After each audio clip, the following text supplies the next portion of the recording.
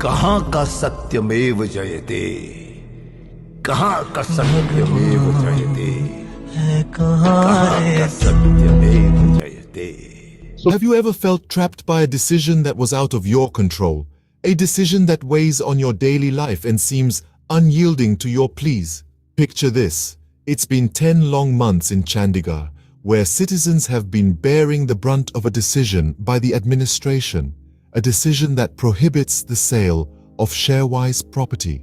This has woven an invisible chain around the residents, a chain that grows heavier each passing day. It's particularly harsh for the property co-owners, the ones who feel like they are pawns in a game where the administration seems to be toying with their emotions. The once bustling city, which pulsed with life and energy, now throbs with the pain of its citizens. The vibrancy has been replaced by a somber grey, a grim reminder of the plight of the residents, the echo of their pleas for relief, for understanding, for a little empathy seems to bounce off the cold, unyielding walls of bureaucracy. In a city full of life and vibrancy, the citizens now find themselves in a futureless predicament, trapped by an order that seems unresponsive to their concerns. Can you imagine the distress of being unable to liquidate your own assets, especially when you're in dire need? Picture this.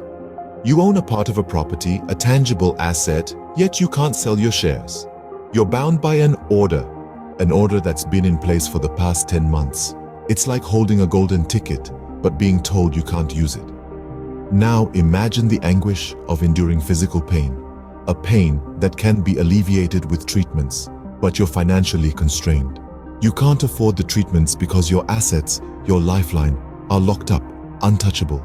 It's a double whammy, physical pain coupled with financial distress. Imagine the desperation, the hopelessness that might lead someone to contemplate the unthinkable, to contemplate euthanasia. This is not fiction. This is the reality for many co-owners of property in Chandigarh. They're caught in a silent suffering, a suffering largely unseen and unheard. Their voices, their pleas, seem to fall on deaf ears. The administration appears indifferent, unresponsive. In a society that prides itself on its support for its citizens, many are left feeling abandoned and unheard. In times of hardship, it's natural to look for relief and change. But what happens when those cries for help fall on deaf ears? For the past 10 months, the citizens of Chandigarh have been raising their voices, hoping to reach the indifferent ears of their administration.